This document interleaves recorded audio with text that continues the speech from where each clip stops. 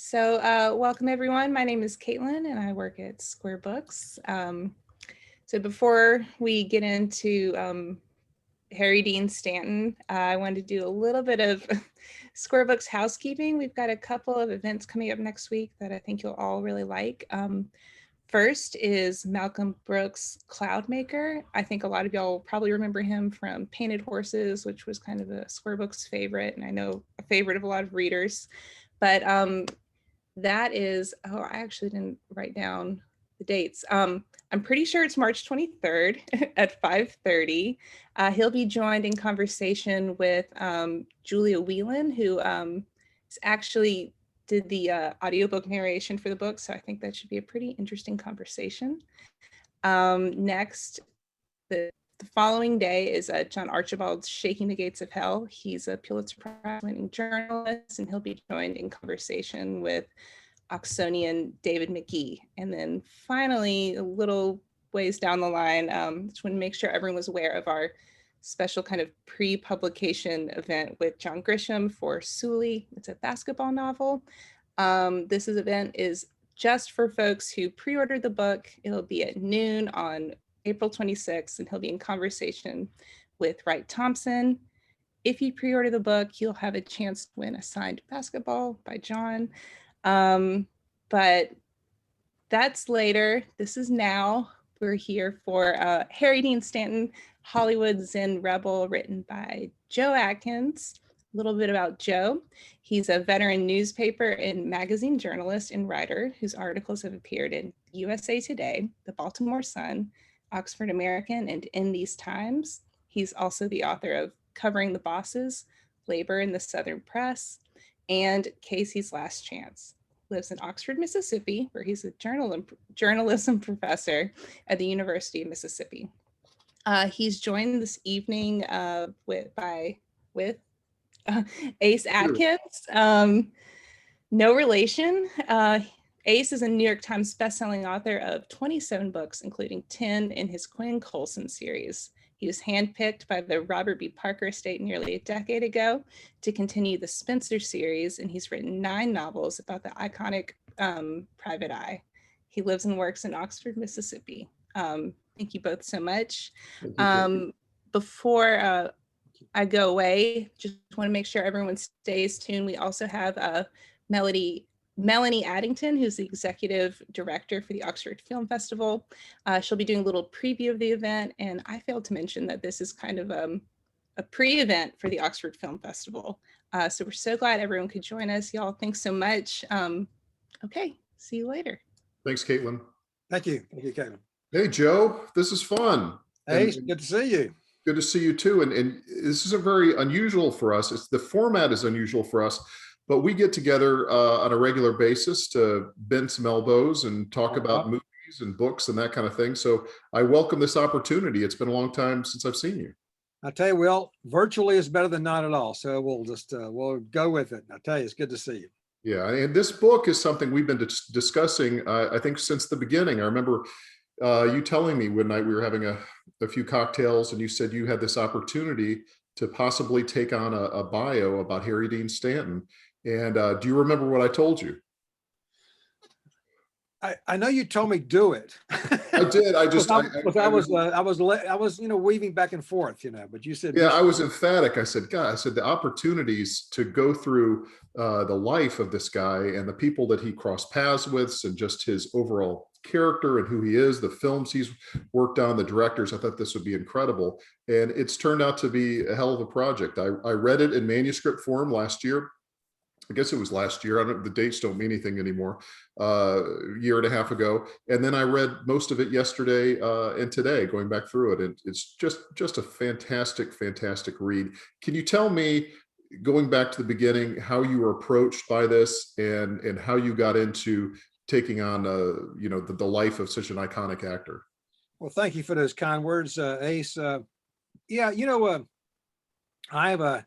I've been a lifelong film buff, but I really, in the last half dozen years or so, sort of really seriously turned toward film and a lot of my writing and research and what have you. And I was doing a magazine piece on another great character actor, Nehemiah Persoff, a few years ago. and who's still alive. He's like 103 years old, was in a million movies, kind of like Harry Dean. And in the process, I did that piece for Noir City magazine, which is the Turner Classic Music, Turner Classic Movies host, Eddie Muller's magazine for Noir. And so I did that piece, and in the process of doing the reporting, I interviewed Patrick McGilligan, who was a very noted film writer, film biographer, and who also happened to be the head of the University of Kentucky's film series, the publisher's film series. And so I was interviewing him, and at the end of the interview, I had done an earlier piece that he had seen that he liked and had commented about to me. It was also on film. So at the end of my interview, he said, "Joe, you ever thought about doing a book on film yourself?" I said, "Well, I haven't really, but that'd be great." He said, "Well, give me some ideas." So I sent him an idea of doing a series of sort of doing a book about several character actors, one of whom was Harry Dean Stanton. And he said, "Forget about the book of several character actors, do a book on Harry Dean Stanton." And I wasn't sure at first. I'd never done a biography before, but he kept after me. I've never been pursued like that by anyone, for to do a book. And emailed me, called me, what have you. And finally, I said, "Sure, I'm going to do it." And Ace Atkins said I need to do it, so I better do it. So when you were talking to him about particular projects taking on different character actors, had you compiled a list of actors just from Kentucky, or were these just all types of character actors? All types of character actors. Okay. I had a number in mind, and Nehemiah Persoff would have been one.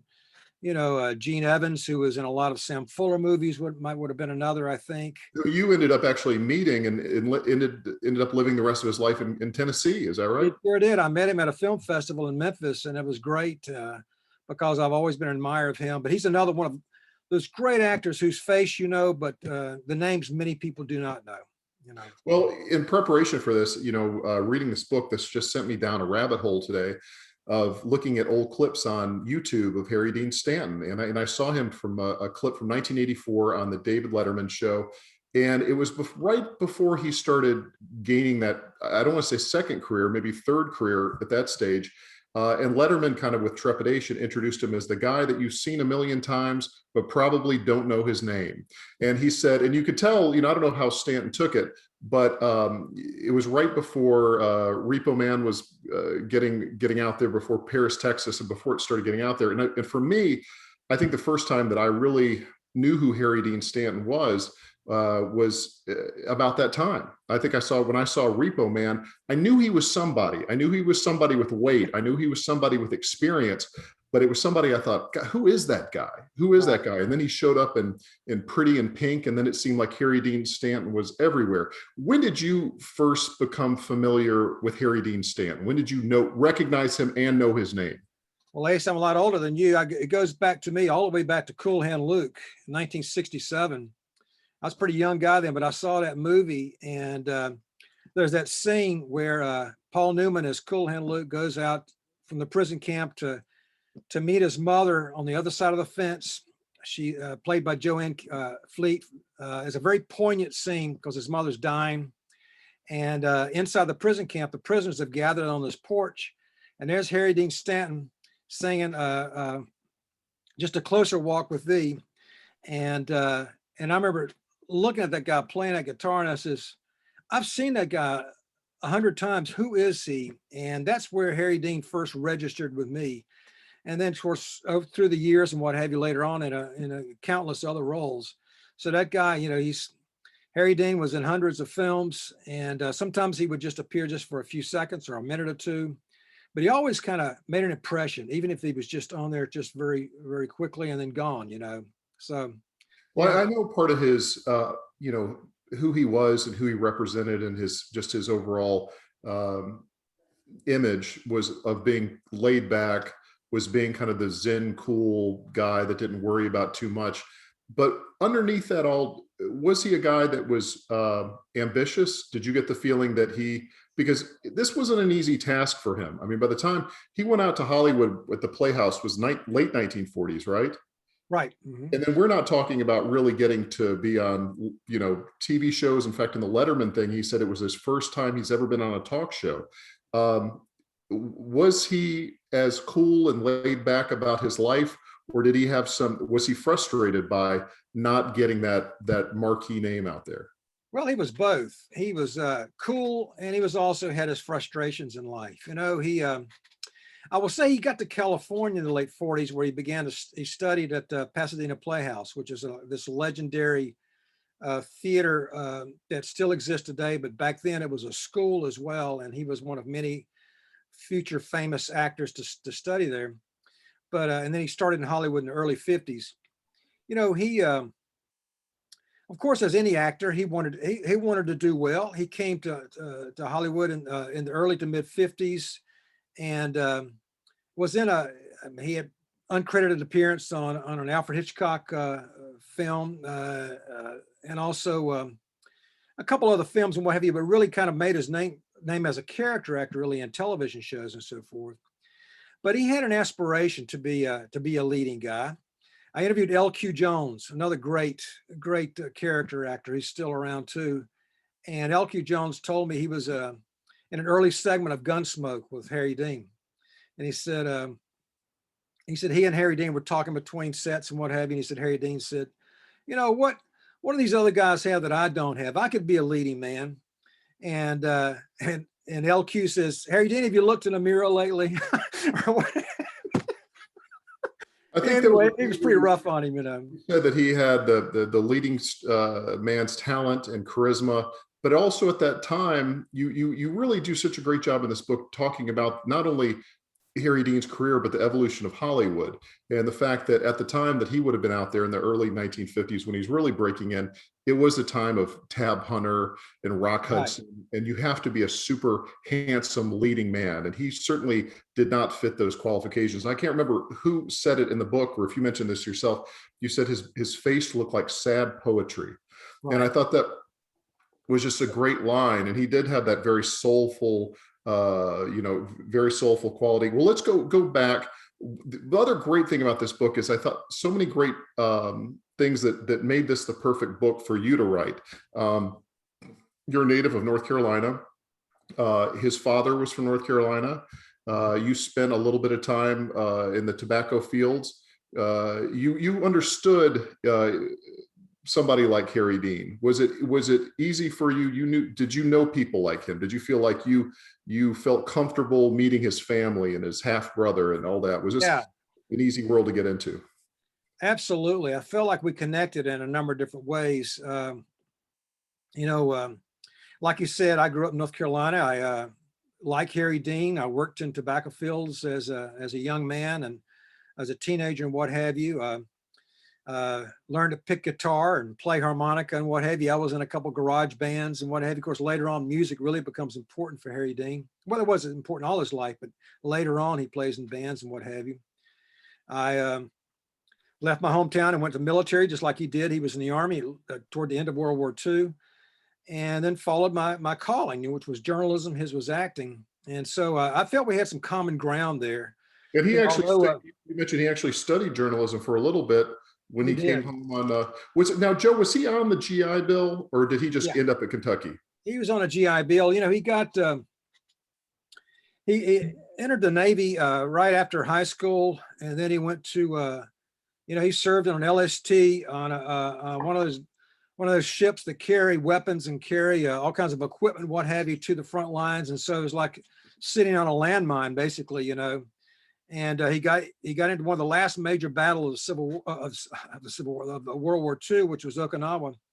And so, when you had the kamikaze pilots coming in and what have you. So he saw some action. And then after World War II, he came back to Kentucky, went to University of Kentucky. And he wasn't sure what he was going to get into. The acting bug hadn't hit him yet. But then he was in journalism, among other things. And then he drifted into the Guignol Theater, which was a really established university theater program. And that's where he really caught the bug. Wallace Briggs was a teacher who told him, you got talent, you really need this guy. You mentioned the book, he was actually from Mississippi. Briggs was from Mississippi. Well, he lived in Mississippi for a while. He lived near Hattiesburg. Did he have some kind of connection with Dana Andrews? Was that as well? Was there? Well, Dana Andrews, no, Dana Andrews comes along later on because Harry Dean studied at the University of Kentucky for about 3 years. Then he leaves, he quits before he finishes, goes to California to study at the Pasadena Playhouse, where Dana Andrews got his Okay. acting training, among many other stars, Raymond Burr, a whole bunch of them, you know. And connecting all the different Mississippians and Yeah. Southerners and that kind of thing. And one of the things that's so fascinating, I'd always heard about the Pasadena Playhouse, and I'd always heard it mentioned in Hollywood lore. And I heard, but it was at that point in the late 40s, early 50s, it really was a feeder to becoming a movie star. It was like the minor leagues of getting in there. And I guess this guy Briggs was the one who said, recognized some talent in him. He said, you need to go out there. And he just picks up and heads out there. He does. Tell us about the Pasadena Playhouse, because I never knew a lot about its history, and I didn't realize the work ethic there, which I thought was fascinating. How you described it. It's an amazing place, and particularly back then, it still is. I went, in my research, I was in California many times, in LA, and went down to the Pasadena Playhouse and saw a production there.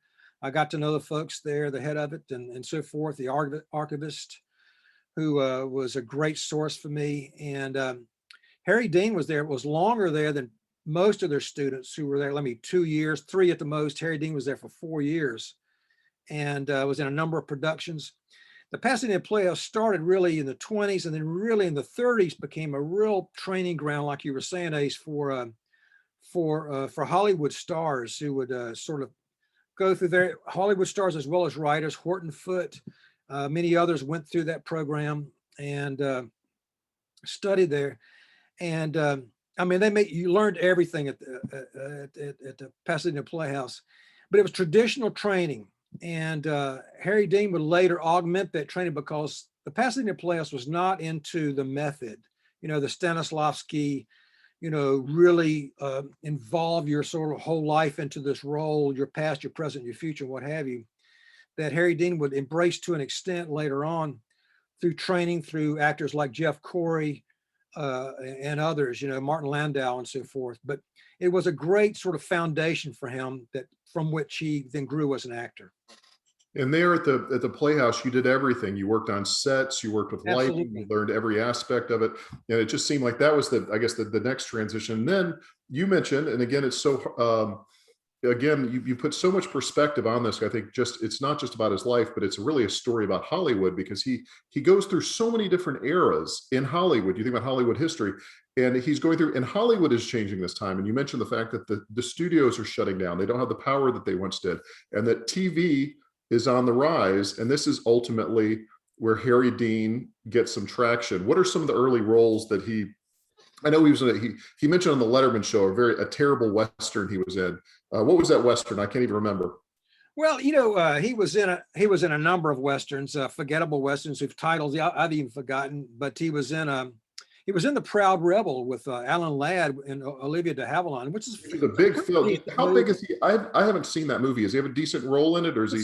He has a pretty decent role. He plays a bad guy. He plays the son of this sort of landowner who wants to buy Olivia de Havilland's ranch, and she doesn't want to sell, and so Harry Dean actually burns her barn down at one point, and so he's kind of a bad guy in this film and gets killed. But that was good training. But he was in a couple of really forgettable films as well. But you're right, television became really his entry into his acting in Hollywood, and he was in Zane Grey Theater, Have Gun Will Travel, Gunsmoke. He was in The Rifleman. He was in all those shows. I mean, he did. You'd have to think from a casting standpoint, he does have the perfect Western look. Like if you're casting for a Western, Harry Dean Stanton, a young Harry Dean or an older Harry Dean, he's the guy you want. They probably had guys from there, California and whatever. You had this hardened guy from Kentucky coming out. He had to look like he stepped foot out of the 1800s. He had that look about him. And by the mid 50s or late 50s, he's already past 30, so he's a little older, because he's kind of slow getting his groove, I guess. But he does have that hangdog, that haggard look, sunken cheeks, and there's there's something about that face. It's sort of a well-worn, sort of life damaged face or what have you, but it's something even when he's playing a bad guy, there's a little something endearing about it that kind of sort of grabs the audience's eye, I think. And that that worked well for him through his career. But yeah, but he was like his buddy Jack Nicholson. You mentioned we do the transition from the 50s to the remnants of the old studio system into the so-called new Hollywood, where you got Coppola, you've got Martin Scorsese. All those guys are coming onto the scene and building a sort of a new sort of film that's got meaning, it's got message, it's not so focused on the bottom line. And Harry Dean's really part of that scene. He's roommates with Jack Nicholson and Laurel Canyon.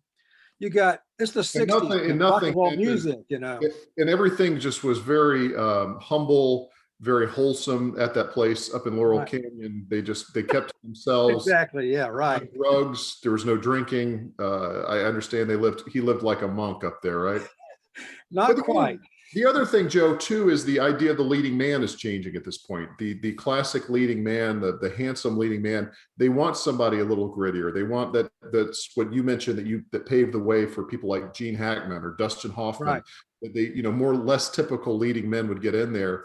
And you even mentioned that Nicholson is making these low budget pictures, and he's kind of at the level of Harry Dean at this point, at one point, and then he just goes through the stratosphere. Yeah, he goes to the roof, and he and, like I said, he and Harry Dean were roommates, housemates in Laurel Canyon. They were throwing a lot of parties. I mean, they were party central, particularly so much for Jack, so much so I think that Harry Dean had to move out at some point because he couldn't hang with Jack completely on the party scene, but he hung in there pretty well. Yeah.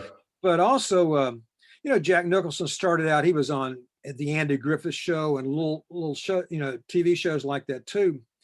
But then his star began to rise with Monty Hellman, as did Harry Dean's, and Warren Oates, another Kentuckian who was a character actor who begins to take off, as well as Jack Nicholson. And meanwhile, Harry Dean still sort of left in the supporting cast.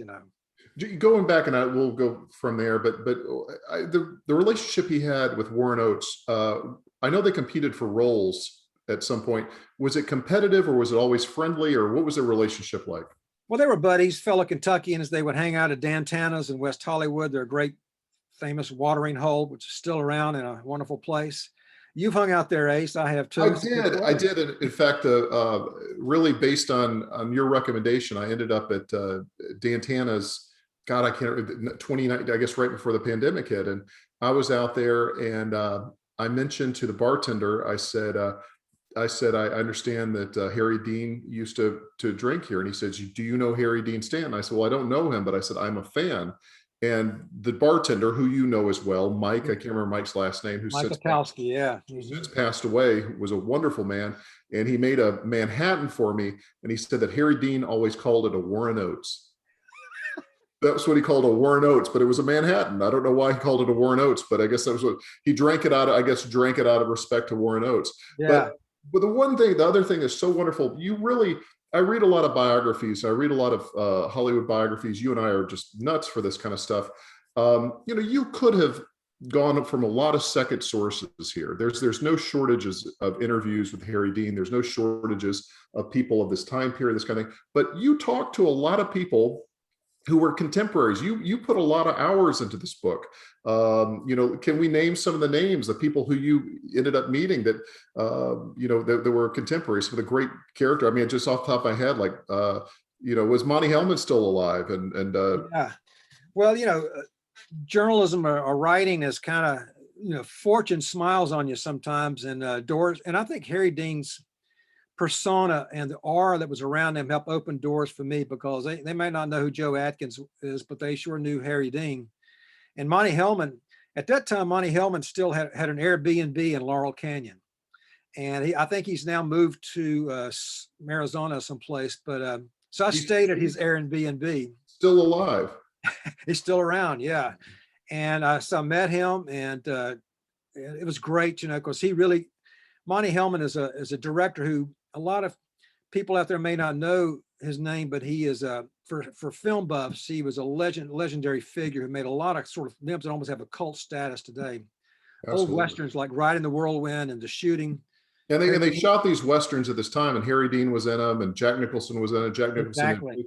For nothing. They shot them for like which was, they were like the first independent, some of the first independent filmmakers. They just went Yeah, out. very low budget, very low Yeah. budget. But Monty Hellman told me this great story. He said they Warren Oates and Harry Dean were both in Cockfighter, another one of his low budget films about cockfighting in Georgia, you know, and Warren Oates gets the lead role. Harry Dean is in the supporting cast. And so Harry Dean goes up to Monty Hellman and says, why am I not in the lead? If not in this film, some other film. And then he said, Monty Hellman said, I love you, Harry Dean, but I just don't see you as a lead actor.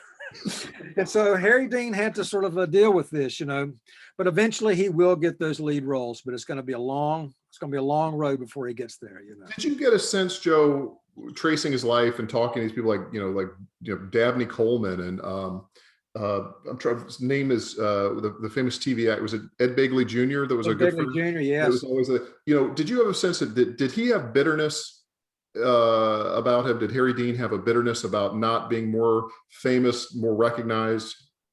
You know, I think he said he was angry for a long time, but then he came to terms with that anger. Part of the anger was due to his mother. He had this tortured relationship with her. And she's a character unto her own. I mean, you could almost make Oh my gosh. Yeah, she about was his mother. fascinating. Can you tell us a little bit about his mother and their very complicated history? Ursel, that was her name, married very young. She was still a teenager when she married Harry Dean's father. And she married in part to get out of a family of, I think, 8 siblings and what have you, a huge family. She was the oldest. So like the oldest, it happens often. This is in rural Kentucky. And she's taking care of the kids as well as, you know, trying to grow up herself. So she meets this much older man, Harry Dean's father, marries him. He's got 2 children from an earlier marriage who will eventually move in. And then they bear 3 sons. Harry Dean's the oldest. So before you know it, she's back in a family of 5 children. And she is not the ideal mother. She's an amazing woman in many ways. She's an artist. She plays guitar, she sings, she paints. I think her artistic sensibilities were passed along to Harry Dean, but she's often missing in action. She disappears for weeks at a time. She loves to gamble. She loves the horses. She loves the dogs. She likes to drink. She chain smokes like Harry Dean would become a chain smoker.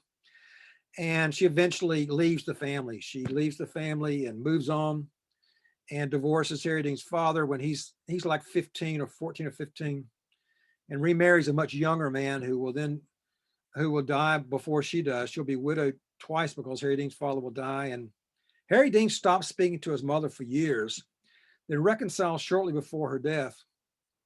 And but it's a very interesting relationship that I think he would call her. She lived in Florida with her second husband. He would call her in the middle of the night and they would have this huge fight on the phone. And then she would get maybe drunk or something and then go and just start whipping Harry Dean's half brother, who I interviewed several times for this, or at least twice for this book.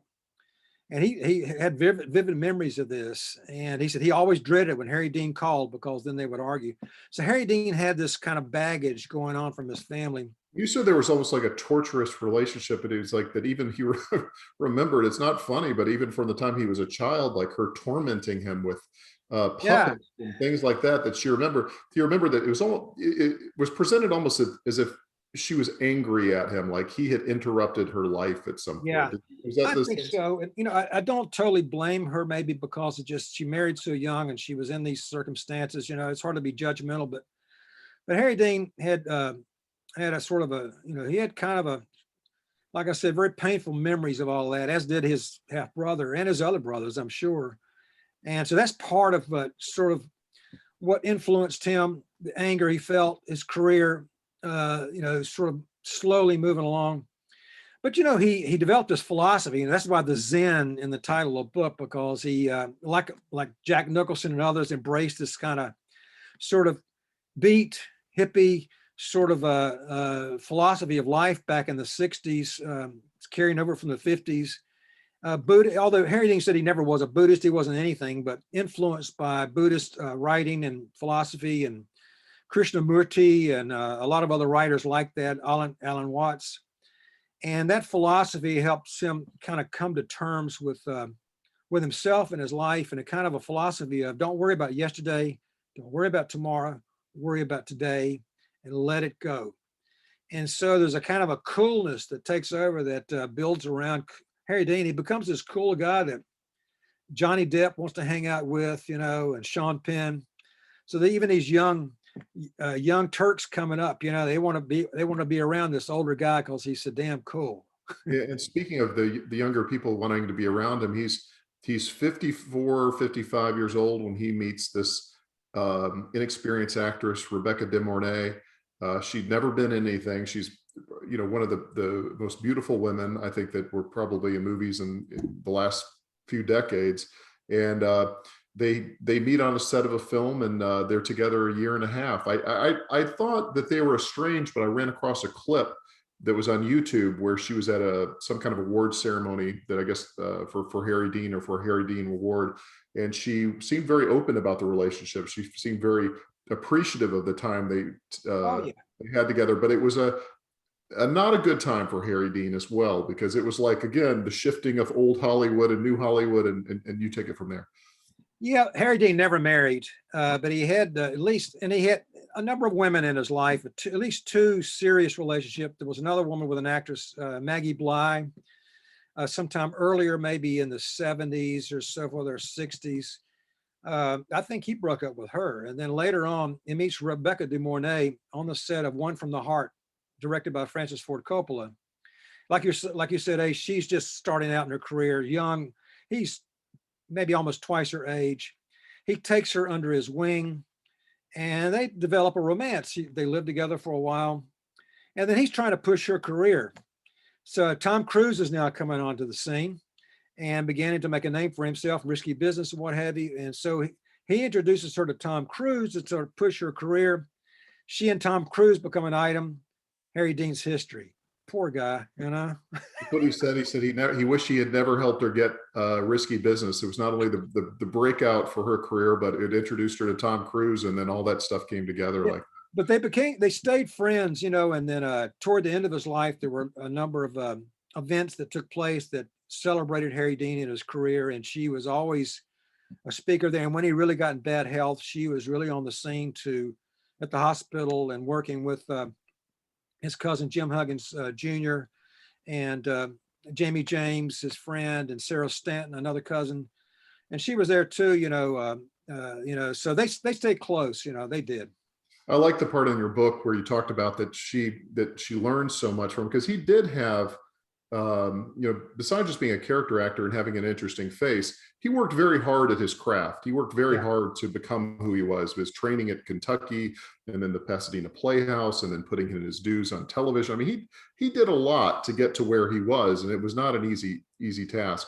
I want to talk to you in a little bit about one of my favorite films, which is Pat Garrett and Billy the Kid, which you talk about critically is not always represented as one of Peckinpah's greatest or whatever. We're going to talk about that, but you have a few questions here I want to ask you from some of the people out there out in the world. Buddy of mine, Blue Gilland, wants to know who are some of the other character actors that you considered writing about before you took on Harry Dean when you were looking at the comprehensive list? Well, that's a good question. I mentioned Persoff, Gene Evans, Royal Dano, another great character actor whom I would love to know more about. He was one for sure. R.G. Armstrong's another who was also in Pat Garrett and Billy the Kid. And L.Q. Jones, whom I did interview, he was great. And he's still alive. Like some of these people that you talk to, I said, there's no way that Joe talked to these people. There's no way that they're still alive. And they'd be 98, 99 years old. I mean, let me tell you, Ace, I interviewed some of his high school friends. I interviewed a girl he dated back when he was in college, a lady who was just a teenager when they dated. And, this Ace is a lifetime writer, like I said, fortune smiles on you. I went to a film festival, a Memphis Film Festival here a couple of years ago, often a gathering of old character actors. And I said, well, maybe I could find some of Harry Dean's colleagues there. I went there and it was really, nothing really turned up. Nobody had worked with Harry Dean. Nobody knew him. I was about to give up, and I'm walking out, and there's Ed Faulkner, who is an old character actor, was in probably a dozen John Wayne films, and the Green Berets, but then a lot of Westerns as well. So I said, well, I don't recall them being together, but I'll try it. Lord, where Ed Faulkner had gone to school with Harry Dean at the University of Kentucky, had been on the stage with him, and recalled being in plays with him, and really realizing how Harry Dean had it. He could make it big. And so told these great stories. And so you never know what you're going to stumble into. And then I will say directors like Wim Wenders interrupted his busy schedule to give me an in-depth interview. It was via email, what have you, but really in-depth answers to my questions. I talked to Bertrand Tavernier, the famous French director, on the phone. He was in Paris. I was here in Oxford, Mississippi. You might help me? Yeah, a lot of first-hand interviews that I never thought would happen, but they did. How much fun was this though, Joe, to be, because I know you and I have been friends for more than 20 years, is you love film, you love movie history, or to be able to talk to some of these people and get to know them. It was like Harry Dean, I guess in some kind of way, was like your, obviously your conduit, but just this has opened so many doors to get to talk to people that you knew and respected. And it was great. I mean, I was at this Harry Dean festival in Kentucky, and Dennis Quaid was there. I got to know and interview Dennis Quaid, and then he and I were having a drink at a bar in Kentucky before a young blonde came up to him and said she wanted to really show him a good time. He didn't seem very interested, but I figured I needed to move on, so she interrupted our drink. But anyway, and I think he left on his own by himself later too. But so it was great getting to know these people, getting to meet these people, and people maybe not as famous, but very close to Harry Dean. Jamie James, the musician, who's now with Dennis Quaid and his band. Jamie was so close to Harry Dean, and throughout his last several decades. And we met at this diner in Hollywood, and he just told one story after another, and then, like you said, Ed Begley Jr. and Dabney Coleman. So many of them, and there's so many stories, it could be another book. That weird, I think Harry Dean is one of those actors that's so fascinating. And one of the things that makes this book works so well is all the generations that he crossed on, and everything from, working with Alan Ladd, to going to the point where he's working with Emilio Estevez, to the point where then he's working on a Marvel movie where he's, makes a cameo. I mean, he really saw a lot of changes in Hollywood and crossed paths with a lot of different people of different eras. Somebody else wants to know, were there any leading man roles that Harry Dean really wanted and he pushed hard to get and he almost landed? Was there ever like any near misses for him? One he may have regretted turning down, which was Blue Velvet. He got the role that he was offered the role that Dennis Hopper got, and became really kind of rejuvenated Dennis Hopper's career. David Lynch offered that role to Harry Dean Stanton. Harry Dean Stanton has just said, it's way too weird. I just don't want to go there. I have to say, I enjoy David Lynch movies, whatever, but I have to agree with Harry Dean. It's a weird role. There was something else that he also, and Hopper, another actor of this period who had experienced obviously more success than Harry Dean at this point. There was another role that Hopper ended up passing on. Was it a Repo Man? Did they want Hopper for Repo Man? Yes. Hey, good point. Good point. Yes, I've forgotten about that. Alex Cox, he was another great interview, and to whom I got to meet in person at one of the Kentucky festivals. That whole story of Repo Man, which became like really a cult film, the first punk movie. Cox was this young guy just out of college, directing his first feature film. And he was Harry Dean, this seasoned veteran who had been through, countless films already at that point, and had been with the biggest directors in Hollywood, and Coppola, Hitchcock, Scorsese, all of them. And so Cox and Harry Dean had this really tough relationship, and Harry Dean was always questioning Cox's decisions, and Cox told me, he said, hell, he probably needed to, because I was learning on the job, but it ended up becoming a really good film. And one that really got Harry Dean, one of his very few leading roles, and so it turned out well. But what a classic film! And yeah, you're right. He went to Cox went to Dennis Hopper first, but Hopper was too expensive, and Cox couldn't afford him, so he went to Harry Dean. So somebody else wants to know, did you get to do, if you're going to do, I asked this question to another biographer. I said, what project are you interested in taking on? They said, it's just too tough. I don't know if I want to ask this. I don't know if I want to do this project again, but if you were to do another biography of an actor, who would you consider possibly taking on?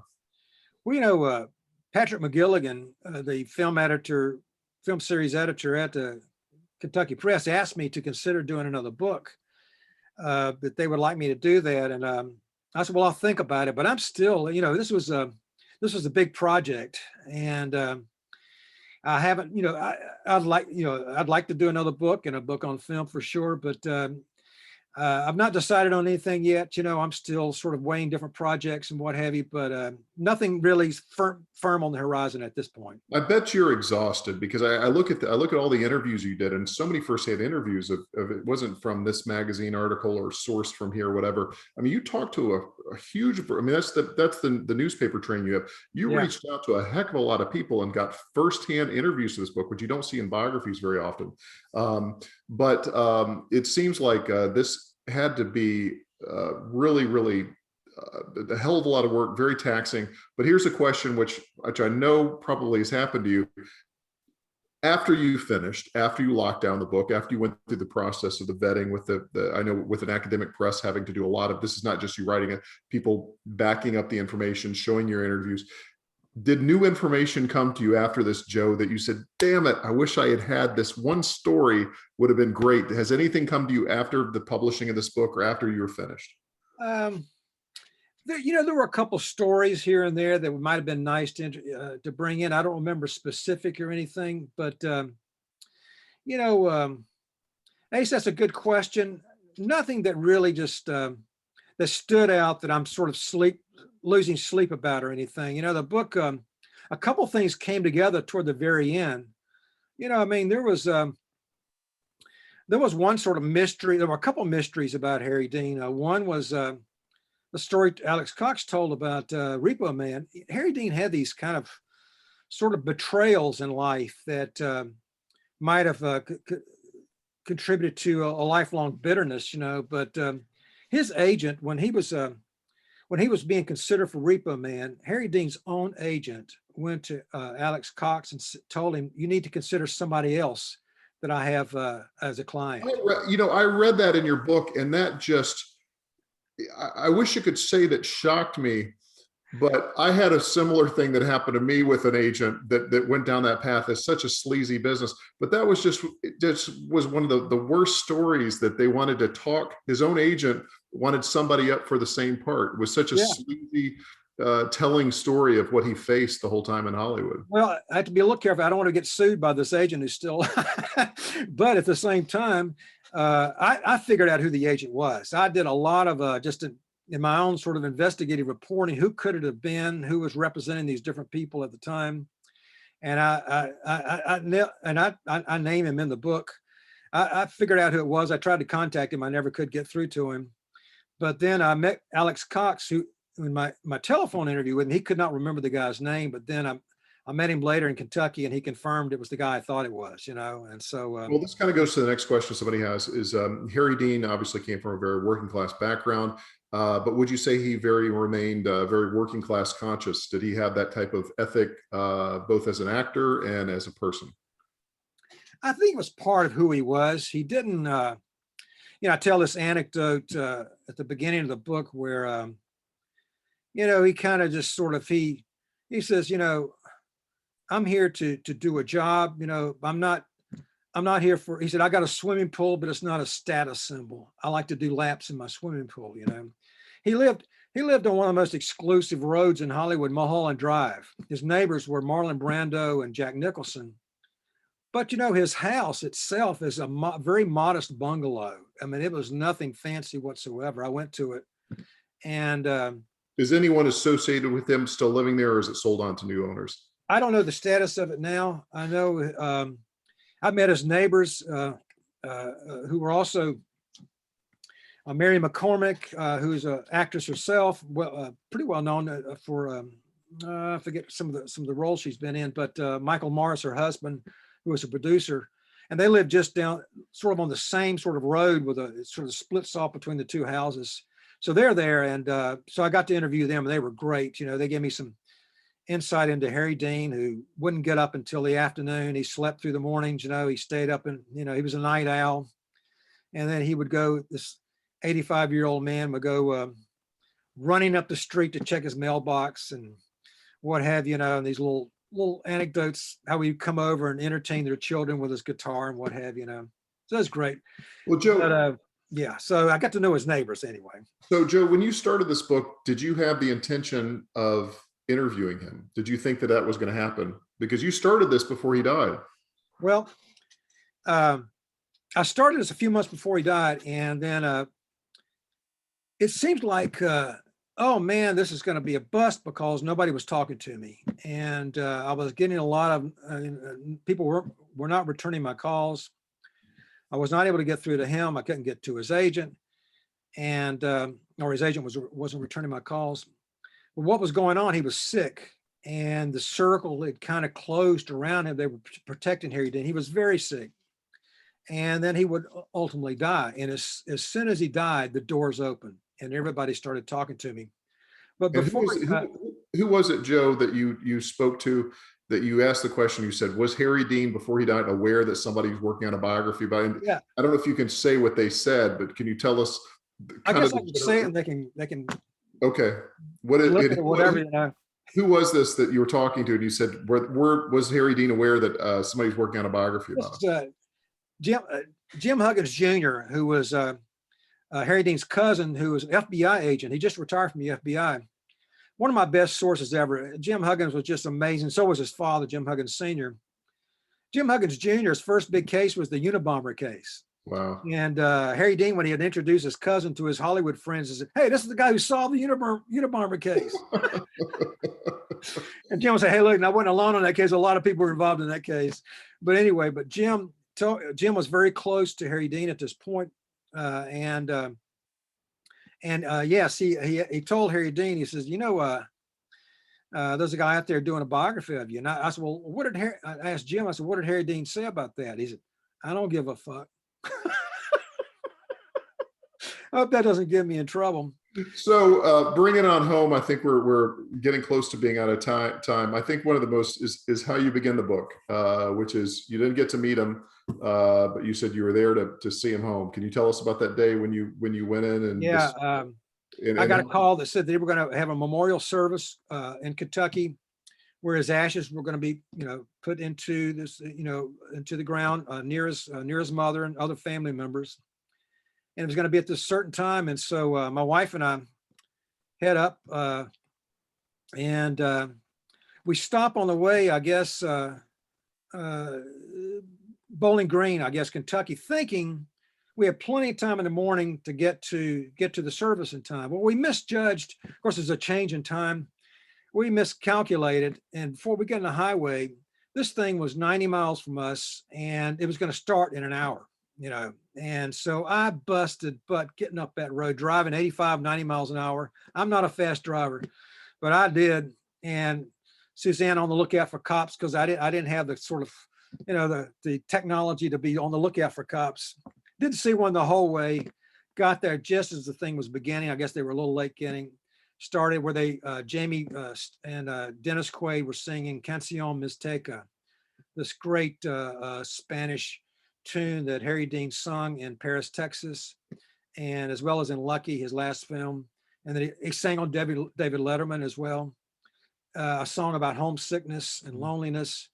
And so it was very poignant. And so I didn't get to meet Harry Dean in person, but I saw him laid to rest back in Kentucky. Well, it seemed like everything came together, and it was also one of those things that Harry Dean probably would have thought was meant to be. I felt very fortunate to have met Mike at Dan Tana's based on your recommendation a couple of years ago when I was there. And I have to admit, I had several Warren Oates drinks that night, and I was getting ready to leave. And Mike grabbed me and he grabbed my hand. He said, no, he said, you can't leave without what Harry Dean would always do before you leave. And he said, I want you to have this. So he pulled out, which is not good. I don't recommend this to anybody, on top of a Manhattan, a bottle of tequila. And so I'm going to pour, I wish we were together, because I would pour you one as well. But if you have some tequila in the bar, maybe later you can have I've it. got my favorite libation here nearby, so we can. There we go. So let's propose a toast to Harry Dean. All right. Sounds good. To Mike, his wonderful bartender, Dan Tana's, and this terrific biography. A great, wonderful read, and congratulations on its release, and to all your hard work on making this happen. So cheers. Thank you, H. Means a lot, man. Appreciate it. And now I'm going to open this up to my good friend Melanie Addington with Oxford Film Festival, who can enlighten us on other great stuff in the world of cinema that's going around here right now. Yeah, I had a question for Joe, though. What is your absolute favorite Harry Dean Stanton performance? Well, I haven't seen every one of them because there's just too many of them, but I've seen many of his films, and it has to be Harry Dean's own favorite, which is Paris, Texas. I love that film. It's not to everybody's taste. It's a very American film in its context and what have you, the story, but it also has European sensibilities. It's kind of slow moving, but that music from Ry Cooder, the cinematography from what was his name? Robbie, I forget the cinematographer's name, but wonderful cinematography. And then Harry Dean's own performance, very haunting. So that's got to be it, Paris, Texas. My first Harry Dean was Godfather 2, FBI agent number 1 or 2. I don't know what the character was. Well, thank you guys for having us be a co-host. Just a little side fact, last year when the pandemic shut the festival down, we pivoted first by having a conversation with Ace Atkins. So I love that today is our conversation with Joe Atkins as our second virtual hybrid festival. So I just wanted to share my screen and do a little preview for anyone who's interested. I'm really excited to mention a couple different films that we're doing in person only. If you go to oxfordfilmfest.com, you can click on the big poster and check out our film guide. There's a lot of great films, and one of them is actually Horton Foote, The Road to Home. So a little tie-in for the Pasadena shout out. Ann Rapp is coming in from Texas to do a screening with us, a Q&A, and the McPhails are actually going to do a live reading of a Horton Foote play. So we're really excited about that. We have about 150 films, which is a little less than normal, but since we're outdoors, we can only show movies at night. So next Wednesday through Sunday, depending on rain, we're going to be showing a bunch of great films. Bleeding Audio has been a darling favorite, just played Slam Dance recently. Horton Foote played Austin Film Festival. We're world premiering Look Away, Look Away, which is about our recent flag change. And in a different key, the first person ever diagnosed with autism in the world is from Mississippi, and he is coming to share his story with us. We'll be the only public screening he'll attend, so I'm very excited. We're also showing Not Going Quietly, which is actually playing right now at South by Southwest. It's a really beautiful disability story. And we have Vinyl Nation, and End of All Music will be there spinning records for us as a preview. I'm also really excited, Without Getting Killed or Caught, also premiering at South by this week, the story of Guy Clark. We're going to do a music in the round. Lots of local musicians will be there doing some Guy Clark songs with us. We have some things happening all of March 24th through 28th, but then we're also going to be doing a virtual festival all of April. And we're also showing the 35th anniversary screening of Labyrinth. Jim Henson, a Mississippian originally, will be showcasing that as an anniversary screening. We also are really excited. Tate Taylor and MGM is allowing us to do a free screening of Breaking News in Yuba County. It is on virtual, but it's the only theatrical screening the film is having. So that's for free at the Malco Outdoor Cinema. We have Bastards Crossing, which is a really interesting Western, and it stars Ward Imling, who is the state film commissioner for 30 years. So I'm really excited for that one, and he'll be here. One of my favorite films at Toronto Film Fest was called Get the Hell Out. It is a zombie musical from South Korea, and it's completely gonzo, and I really love it. It's really fun. And then Bill Perry, local musician, has his new sci-fi alien film showing at the Malco. So we're really excited about some films. In Mississippi Film, we have lots of great short films. And then the films I talked about, In a Different Key, Look Away, and also the Found Me, Vengeance. We have some great music videos for Mississippians. We have 2 films about being gay in Mississippi. We've only had one other before, so I'm glad that that is starting to become a regular film experience. So just for those who are interested, everything is going to be completely outside. We have a map on our site. We are building with circus tents our festival screenings this year. So the Commons lawn is literally going to be across the street from the Malco. We're using the outdoor Malco Theater, which is great. And we're using the conference center lawn. So it'll be really hard to miss. It'll be the place with the really huge circus tents. And then the Oxford High School is being really awesome and letting us use their space for the drive-in. So we'll have 4 different venues happening each night. During the day is when the parties will happen. We had to sort of flip the gears of a normal festival. Everything will be socially distanced and much less seating than normal. So if you're really wanting to see a film, make sure you get your ticket in advance. Our box office will be the True Hotel, so people can drive through if they don't want to come inside, or they can walk in and we'll help them.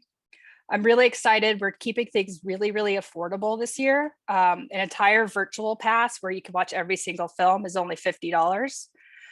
The regular VIP pass lets you into both virtual and physical, everything you can attend.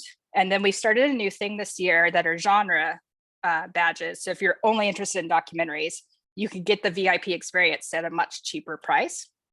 And as always, we have a student VIP to make sure our students have full access. It's really easy to use the system, but I'm also available literally 24/7 for the next week to help anyone. But I just wanted to make sure everyone knows and checks out our guide. I dropped in the chat link our program guide, so you can peruse each film and enjoy. So thank you guys so much. I'm really excited. We don't have any Harry Dean Stanton films, unfortunately. Maybe we'll do a little mini fest later. So Yeah, sounds good. yeah. All right. Well, thank you all. Thanks for having me. Thanks to everybody.